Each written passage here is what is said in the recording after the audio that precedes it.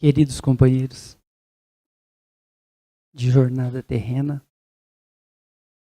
de simpatizantes ou espíritas, que nós possamos nesta noite nos lembrar de que Jesus já conhecia os nossos interesses desta noite. Sabia do esforço que cada um de nós faríamos para estar aqui. Então Jesus, juntamente com a misericórdia divina e com os seus mensageiros, prepararam energias e bênçãos específicas para cada um de nós nesta noite. De modo que o tempo que nós permanecermos aqui, nesta casa espírita, nós estaremos recebendo essas bênçãos. Simplesmente pelo esforço que nós tivemos de estar aqui hoje. E que estas energias que nos envolvem possam fortalecer o nosso corpo físico. De repente até curar alguma moléstiazinha que nós temos, alguma doença. E até mais. Fortalecer as nossas emoções.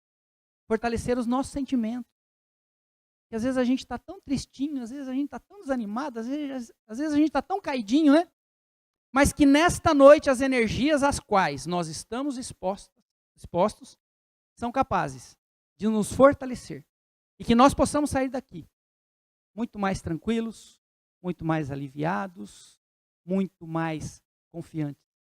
Confiantes em Deus, confiantes neste país que nós habitamos, confiantes na misericórdia divina, mas acima de tudo e principalmente, confiantes em nós mesmos. Porque somos nós que criamos a nossa vida. Somos nós que criamos o nosso destino, as nossas alegrias e as nossas tristezas. Então que nós possamos colocar nesta noite a informação dentro de nós, de que nós somos muito mais fortes do que aquilo que nós imaginamos. E somos capazes de fazer muito melhor do que o que nós fizemos até aqui. Que nós possamos sair com essa certeza na nossa mente e no nosso coração, depois dessa noite, todos envolvidos por estas energias poderosas de Jesus. É o que eu desejo para mim e para cada um de vocês nessa noite.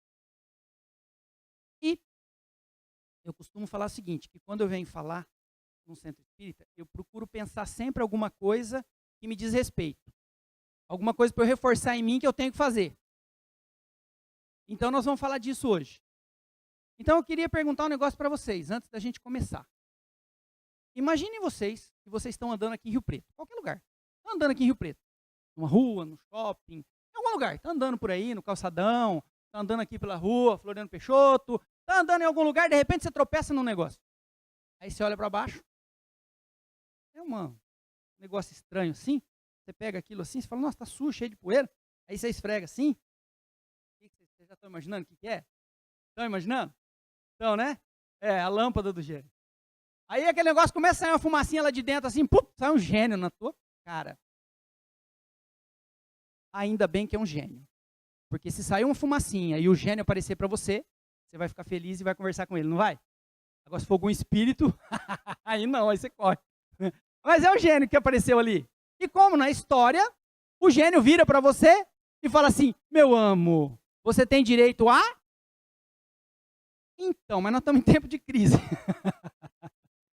E o gênio vira para você, ele fala assim, ó, vamos aproveitar que nós estamos todo mundo aqui em fase de economia, você tem direito a um único pedido. Um pedido só. O que é que você iria pedir para o gênio? O que você iria pedir para o gênio? Olha só que difícil. Ainda bem que ele não está aqui, que nós estamos tendo um tempinho para pensar.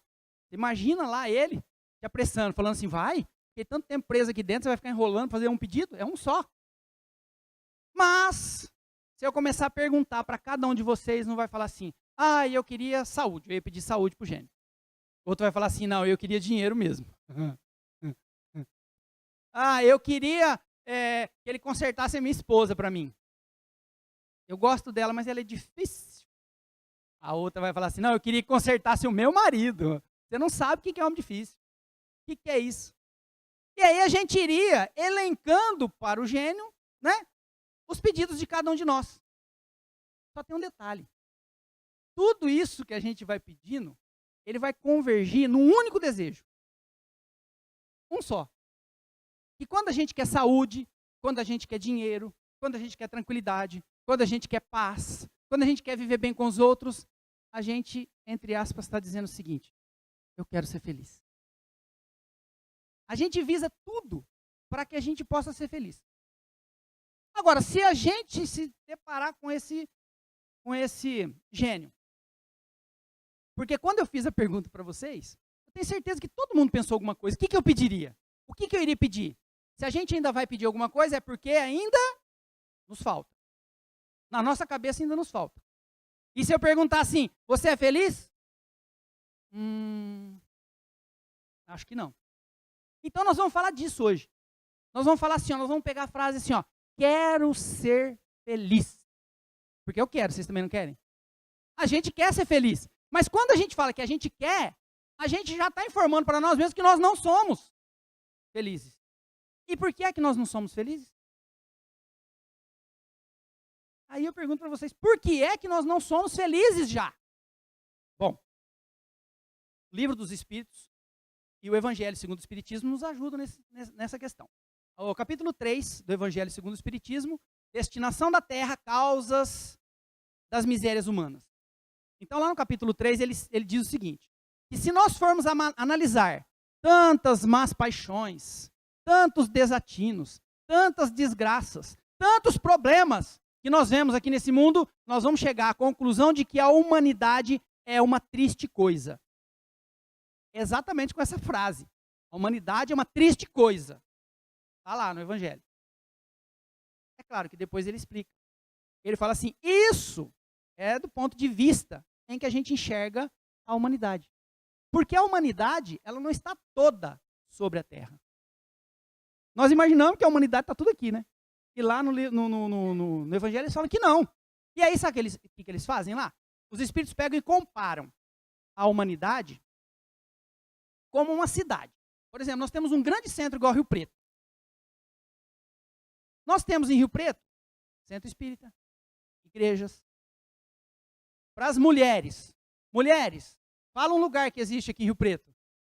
Não precisa, só pelo sorriso de vocês, todos nós entendemos. Shopping, né? Shopping, nós temos cinema. O que mais que nós temos em Rio Preto? O que mais?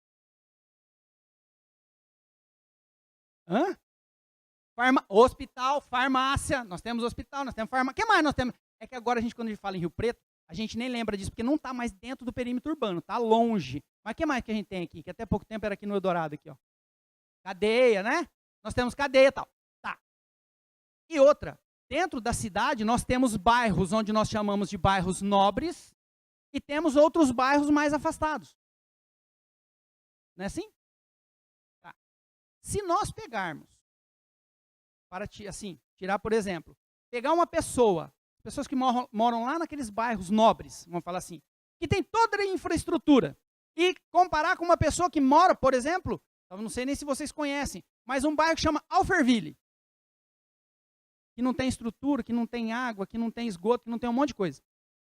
Inclusive o pessoal que foi lá, que mora lá, foi agora determinado que eles não precisam nem pagar o IPTU. Porque eles pagam o IPTU, mas não tem nada. Ônibus não passa, tal. Quer dizer, se comparar o pessoal de lá com o outro bairro, o que acontece? Se eu pegar, por exemplo, o pessoal do bairro Nobre e falar assim, o povo de Rio Preto é tudo rico. Todo mundo tem muito dinheiro. É real? Não é real. Se eu pegar o pessoal lá do Alphaville e falar, nossa, aquele povo de Rio Preto, gente, não tem nem água encanada, não tem esgoto, não tem nada. É real? Não é real. E se eu pegar, por exemplo, e falar assim, pessoal de Rio Preto, povo de Rio Preto, os habitantes de Rio Preto são todos religiosos. Porque está tudo dentro do centro espírita. É real? Não é real. Da mesma forma que, se eu falar assim, vou lá no CDP, né? Na cadeia. Aí chego lá na cadeia e falo assim, o povo de Rio Preto é tudo bandido. Está tudo preso aqui. Também não é real. Da mesma forma que a humanidade não está toda sobre a terra. E por que os espíritos fazem essa comparação lá? Porque eles falam que a terra, onde nós vivemos, é como se representasse dentro de um grande centro, um hospital ou uma cadeia. E dentro dessa cidade, os piores lugares que a gente poderia habitar seria a gente estar internado, estar no hospital, porque os hospitais hoje estão cheios, ou a gente está preso. Os piores lugares para a gente estar. E aí eles comparam a Terra, lá no livro dos Espíritos, no Evangelho segundo o Espiritismo. Compara. De modo que, aí tem alguém que pode falar assim, mas como faz essa comparação? Eu estou bem de saúde, né? Estou super bem, super tranquilo, não tenho nenhum problema de saúde, por que eu vou estar aqui no hospital? Ou simplesmente eu não cometi crime nenhum, eu não sou um criminoso, por que eu tenho que estar aqui? Só que nós estamos doentes do espírito. Depois vai refletir no corpo, mas a primeira doença nossa é no espírito. E outra, a gente fala assim, eu não cometi crime nenhum. Isso na nossa visão. Eu não matei ninguém, eu não roubei ninguém. Quanta esperança não foi roubada das pessoas hoje por outras pessoas? Quantos sorrisos não foram mortos hoje pelas pessoas? Você pode ter matado a esperança de alguém hoje. Você pode ter matado o sorriso de alguém porque você está doente do espírito. Então a gente comete delito, sim. Sim. E é por isso que a gente ainda não consegue ser feliz, por causa disso. E aí, lá no livro dos Espíritos, pergunta 920. O Kardec pergunta para os espíritos assim, mais ou menos assim, tá? Escuta, é possível a gente gozar de felicidade completa aqui na Terra? Adivinha o que os espíritos respondem? Não. Espiritualidade doida? Por que não fala sim? Eles respondem sim, e a gente pronto, estava tudo certo. Não, responderam assim, não. Porque esta oportunidade lhes foi dada como expiação e prova. Automaticamente, inerente à expiação e prova, vem uma série de dificuldades, uma série de desafios. Aí lá na resposta tem uma vírgula. Mas nada impede que vocês lutem e briguem para serem felizes quanto for possível. Opa! Acendeu uma luz no fim do túnel. De modo que a gente querer ser feliz, está dentro do esquema. Aí a gente só precisa, diante de tudo que nós aprendemos, principalmente nós que somos espíritas, que já estamos estudando isso há algum tempo, a gente já tem essa consciência. E aí, diante de todas as nossas dificuldades e todos os nossos desafios, a gente simplesmente aceitar. E viver feliz. Só isso. Porque nós temos duas opções. Aceitar ou não aceitar. Qual que é mais fácil? O que vocês acham que é mais fácil?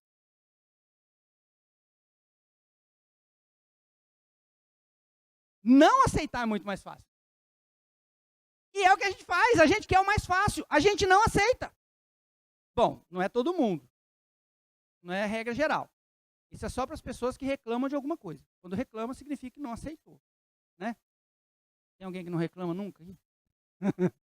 Ou seja, a gente reclama porque dói, porque machuca, porque incomoda. Então a gente acaba reclamando, ou seja, nós não aceitamos. Então nós precisamos aprender como fazer para aceitar as nossas dificuldades, para aceitar a nossa vida, para aceitar o momento que nós estamos passando, esse estágio que nós estamos fazendo aqui na Terra. Edinho, mas tem jeito a gente aprender isso? Tem. E nós vamos falar disso aqui hoje. E para aceitar essa nossa vida, entender o que acontece com a gente, e que a gente consiga se aproximar mais daquela felicidade que está lá na pergunta 920 do Livro dos Espíritos, nós precisamos fazer 3 coisinhas só. Só 3 coisinhas, não é muita coisa. 3 coisinhas. A primeira delas, leitura edificante. Eu acabei de ver a Michele falando aqui, que tem a livraria, que está à disposição. Tal. Leitura edificante. Por que é importante a gente ler? Por que é importante? Porque quanto mais você lê, mais você sabe e mais você descobre sobre algo específico. Porque a gente sofre um monte porque a gente não lê. E aí vocês estão pensando o seguinte, o Edinho veio aqui falar de livro espírita. Não só de livro espírita. Leitura edificante em todos os sentidos. Em todos os sentidos. Por exemplo, todo mundo aqui tem micro-ondas, não tem? Todo mundo aqui sabe fazer arroz no micro-ondas? Esquentar ovo, esquentar água, esquentar comida. Né? A gente tem micro-ondas em casa, mas a gente não sabe usar direito. São poucas pessoas que sabem usar direito o micro-ondas. A gente usa o micro-ondas normalmente para aquecer algum alimento só. Né? E aí a gente sabe aquecer alimento, não sabe? Sabe. Claro, você faz um prato de comida lá, alguma coisa, coloca lá para esquentar, você coloca lá dentro, 2 minutos, tá ótimo. Pá, bota 2 minutos, tira aquele trem de lá de dentro, dá a primeira garfada, ficou frio, põe lá dentro mais 1 minuto, tira de lá dentro. Sai cuspindo porque tá queimando a língua. Por que a gente faz isso? Porque não leu o manual, porque a gente não estudou, porque a gente não leu. Tá lá, o micro-ondas vem com o manual. A gente não sabe usar o micro-ondas. Né? Você corre no vizinho para chamar o vizinho porque você comprou uma televisão de 50 polegadas. Aquela que vende vírus no e-mail da gente. Promoção smartphone, não sei o que, lá na, sei lá, Americanas, Walmart, 50 polegadas. De 4.900 e quanto por 1.200. Aí você corre lá ver, pronto, infectou o computador. Dessas daí. Mas aí você compra uma dessa daí, né? E põe lá na tua casa, qual a primeira coisa que você faz? Ou você chama o vizinho ou algum parente para ver que você conseguiu. Né? Aí você chama o vizinho lá, chama um parente, põe lá dentro da casa, vai aqui, vou assistir o jogo lá em casa lá. Tem uma televisão de 50 polegadas. Aí chega o vizinho. Nossa, mas nossa! É top essa TV. A TV é top. Quantos canais ela tem mesmo? Tem entrada USB? É Smart TV? Fica assim, ó. Por quê? Você não sabe disso. Você só sabe apertar o vermelhinho para ligar e desligar. E o volume e onde troca o canal. Mais nada. Lá em casa eu tenho a maior dificuldade.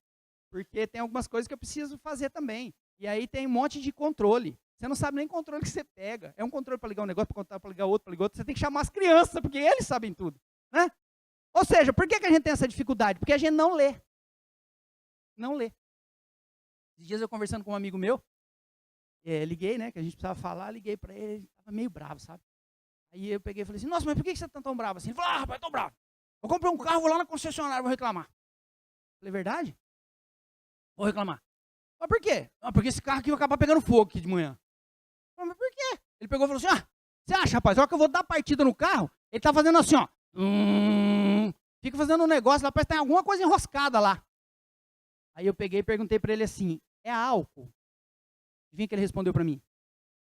Cara top, sábio. Virou para mim e falou assim, Edinho, é flex, não tem mais álcool. Sabe tudo de carro ele. Aí eu mudei a pergunta, né? Eu vi que eu tinha sido meio bobo, né? Aí eu falei assim, tá, mas você tá abastecendo com gasolina ou com etanol? Ele pegou e falou assim, com etanol, claro que é mais barato. Eu falei, então, mas esse carro aí tem um dispositivo. A hora que você dá a primeira partida de manhã, esse barulhinho que você está ouvindo aí, é uma injeção que tem que estar injetando primeiro gasolina, senão ele não pega. Ah, é? Eu falei, vai lá brigar com o cara no concessionário que você vai ver lá. Você vai sair de lá chateadinho, chateadinho. Verdade, verdade. Por que eu não sabia? Não lê manual. A gente não lê manual de nada. É a mesma coisa celular. A gente sabe usar celular? Todo mundo tem, né? WhatsApp. Não, todo mundo tem, não. O Abilinho não tem. A não ser que ele tenha comprado essa semana. Mas o Abilinho não tem nem celular no WhatsApp, então, nem WhatsApp. Então não adianta vocês perguntar, qual que é o celular do Abilinho? O Abilinho não tem, né? Mas a maioria de nós temos o celular. O que a gente sabe fazer nele?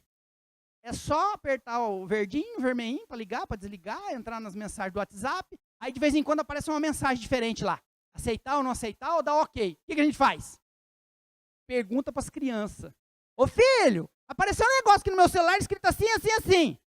Aí a criança responde para você, aperta ok aí, mãe, tudo certo, fica sussa. Porque eles sabem mais do que a gente não lê o manual. Não lê. Outra coisa, às vezes a gente vai num consultório médico, fazer um exame, fazer uma consulta de rotina, lá no consultório está espalhado assim, ó, lotado, um monte de panfleto que fala exatamente todas as especialidades daquele consultório. O que a gente pega para ler? Contigo, caras, né? Você não vai lá pegar um panfleto daquele que está falando exatamente, às vezes, daquilo que você tem. Daquele problema que você está passando, que você está enfrentando, como é que você pode melhorar, como é que você pode aliviar aquilo, como é que você pode atenuar. Mas a gente não pega, você quer pegar caras contigo, você quer saber lá dos famosos, quem que tá, quem que não tá, quem pôs botox, quem pôs silicone. Né? Ou seja, isso é leitura edificante também. Isso é leitura edificante. Eu lembro desse negócio de leitura edificante que tinha uma coisa que me incomodava, sabe? Eu achava na minha cabeça que Deus tinha feito um negócio errado. Porque eu pensava assim, falava, olha, até onde eu aprendi é assim, funciona assim. A mulher, quantos ovários a mulher tem? 2, não é? 2. E normalmente a mulher fica grávida e vem um bebê. Qual que é a função do ovário? Liberar o óvulo. Caramba, se tem 2, tinha que vir gêmeos. Né? Aí eu ficava, como que pode esse negócio? O que eu fui fazer? Fui ler. Fui me instruir.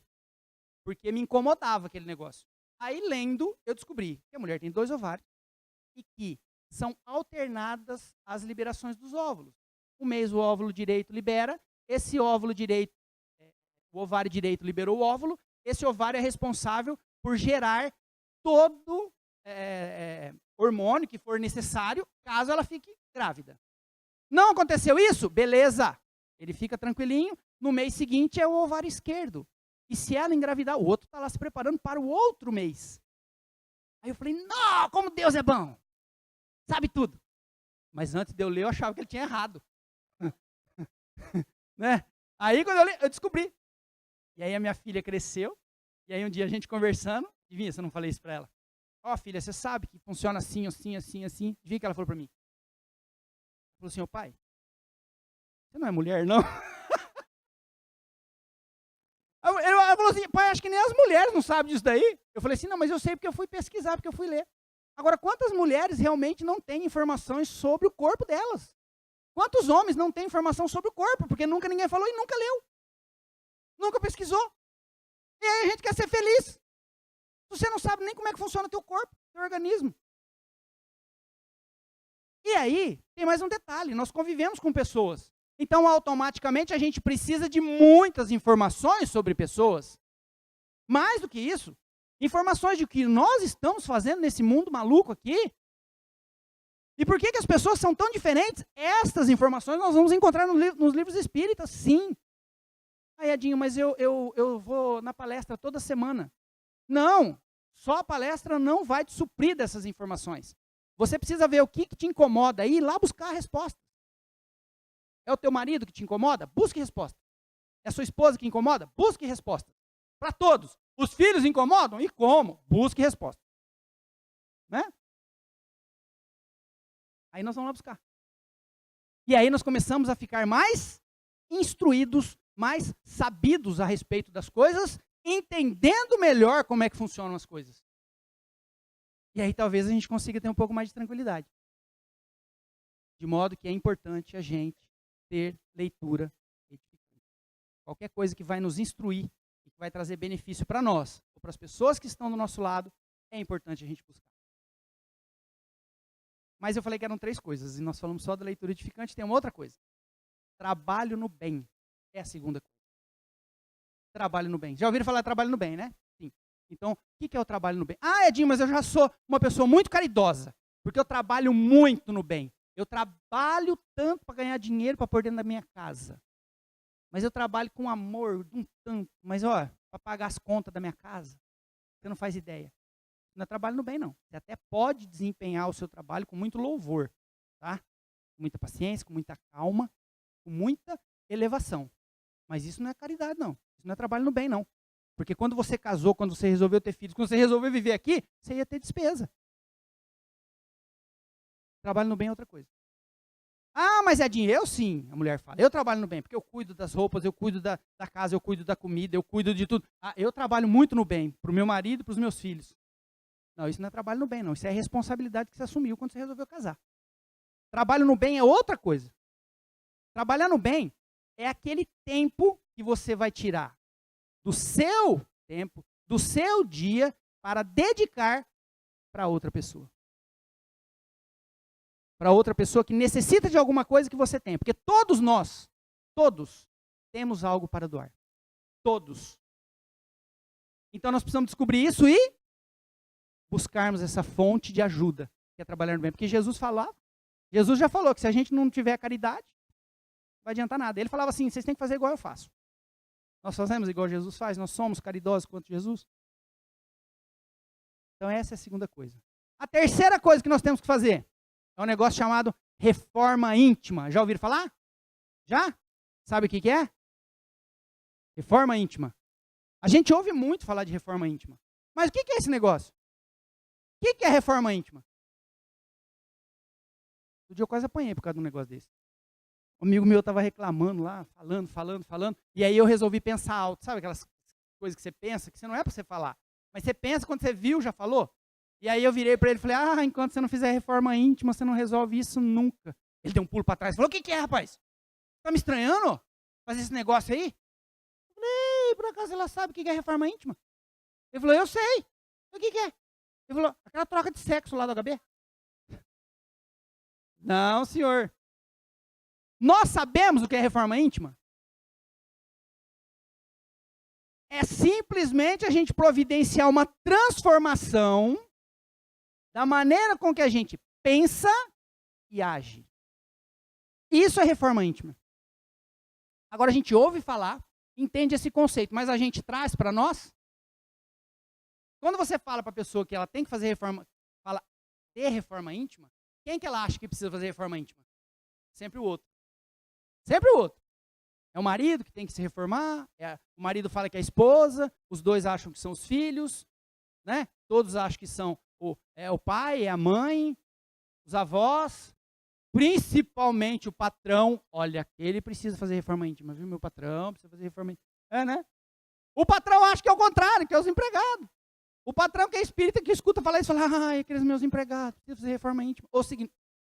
Ou seja, todos nós precisamos nos inserir nesse contexto de mudança, de alteração. Vocês acham que a gente precisa fazer reforma íntima? Vamos fazer um teste? Vamos. Quem daqui dirige? Cidade de Rio Preto é uma coisa linda para a gente dirigir, né? Você está andando, simplesmente, na cidade, aí de repente você vê alguém que dá seta, porque ele precisa sair, ele está estacionado, o que você faz? Opa, reforma íntima. Dá uma freadinha no carro. Entra, meu irmão. É isso que a gente faz? Não, você acelera, fala, na minha frente não. Você acelera, e se alguém falar que você precisa fazer reforma íntima, você fala que não. Né? Você simplesmente está indo numa rodovia que a velocidade, pista simples, não essas daí, da Washington Luiz. Uma rodovia de pista simples. Você andando a 60, a velocidade é para 80. Aí chega um cara atrás de você, ele não consegue te ultrapassar porque está vindo um monte de carro. E ele é atrás de você, ele começa a ficar desesperado. Quando não é você que está atrás. Quando não é você. E aí simplesmente ele fica desesperado e tal. E você percebe, o que você faz? Vou praticar reforma íntima. Dá seta, tira o carro da frente, vai para o acostamento e deixa ele passar. É isso que a gente faz? Não! Você está achando que 60 está devagar? 2 toques no freio, vem para 50. Aí lá na frente, liberou para ele te ultrapassar. A pista ficou livre. Aí ele joga o carro do lado e acelera. O que você faz? Tá com Deus, irmão. Não! Você acelera junto com ele. Ele vai a 60, você a 60. Ele vai a 80, você a 80. Ele vai a 100, você a 100. Ele vai a 120 e você do lado dele. Não deixa ele passar. E aí você simplesmente dá uma olhadinha assim. E aí se alguém falar que você precisa fazer reforma íntima, você não se insere no contexto, porque você acha que não precisa. Quando não, você está no centro da cidade e acontece algum problema que é sempre dos outros, dirigindo, né? E aí o que acontece? Aconteceu um probleminha lá e o cara simplesmente faz o favor de mostrar para você que no carro dele tem buzina. E buzina. E aí você utiliza o aprendizado espírita que você tem e fala para ele assim, vai com Deus, meu irmão. Não! Você mostra para ele que o seu carro tem uma buzina melhor ainda. Aí ele te xinga. Aí, o que você ganhou, tá bom? Aí você fica feliz. Ele te xingou, você fica calmo. Não, fica nada. Você baixa o vidro, bota a mão para fora, estica um dedo e fala uma frase evangélica. É assim, ó. Jesus te ama. Não é isso que a gente faz? Mas se alguém falar que você precisa fazer reforma íntima, você fala que não precisa. Porque você está bem, quem precisa de reforma íntima são os outros. Você vai nesses mercados grandes da vida aí, fazer compra, aí você vai fazendo compra, né? Os maridos, a esposa cata a gente, laça. A esposa laça os maridos para ir no mercado. Aí você está lá, enche um carrinho daquele. Aí quando você começa a olhar nas gôndolas, aquelas filas, você já está prevendo, meu Deus, 2 horas nessa fila. 2 horas nessa fila. Está te dando um desespero? Que na verdade, o que você queria? chegar lá na frente, empurrar todos os carrinhos e entrar lá, né? Mas pode fazer isso? Não, porque senão é perigoso você apanhar, né? Mas se alguém falar que você precisa ter paciência, fazer reforma íntima, você fala, não, mas agora. Aí, de repente, você olha, o que você vê? O que você enxerga? Uma mocinha que está indo perto dos caixas, com uma bolsinha embaixo do braço, andando mais ou menos assim. Oi, Claudete, bom dia. Mariana, como é que foi o final de semana? O que você imagina na tua cabeça?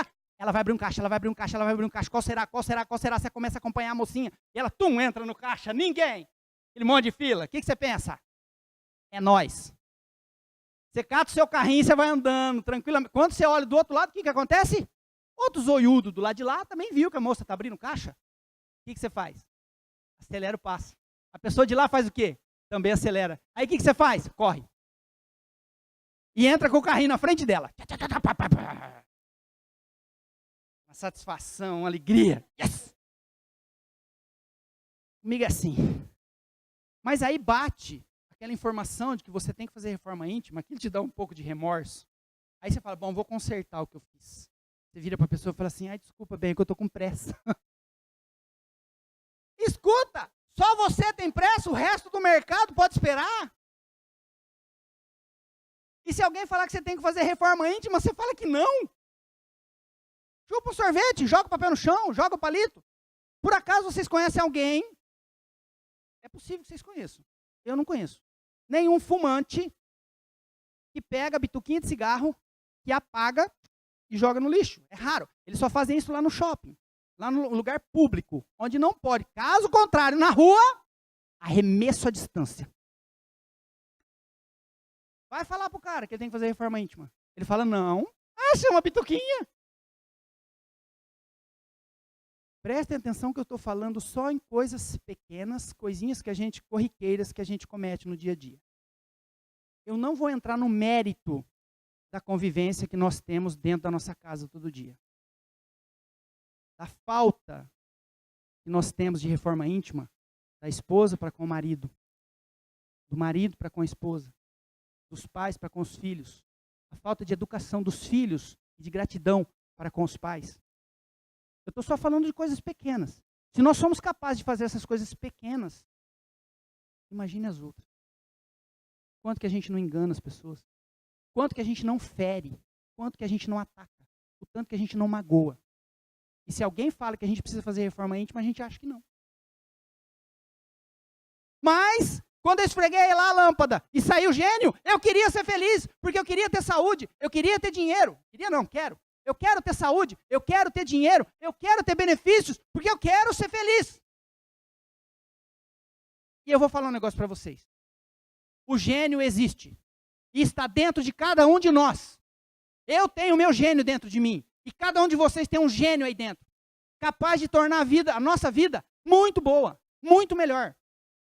Então vamos colocar esse gênio para estudar, para aprender essas relações, para aprender o que nós viemos fazer aqui. Quais são as nossas responsabilidades? Vamos nos encher de coragem através dessa leitura. Vamos procurar doar para os outros, dividir com os outros aquilo que muitas vezes nos sobra. Através do trabalho no bem. E vamos procurar a cada dia modificar essas nossas más tendências. Esses hábitos infelizes que nós temos, de magoar, de maltratar, de deixarmos passar as oportunidades, dizendo e pensando assim, na próxima encarnação eu faço. Quem nos garante que nós vamos ter uma próxima encarnação aqui? E quem nos garante que na próxima encarnação nós vamos ter as mesmas facilidades? Nós temos que começar agora. Cada um de nós. É possível. Edinho, eu vou ser um bobo nesse mundo de louco aí. Está cheio de lobo, eu vou ser um cordeiro no meio deles. Se você quiser ser feliz, tem que ser. Porque a hora que você começar a entender melhor as coisas, você vai ver o tanto que você errava e vai perceber o erro dos outros. A hora que você começar a se tornar uma pessoa mais caridosa, trabalhando bem, você vai parar de atacar os erros dos outros. Mas sim vai querer ser exemplo para que eles também modifiquem.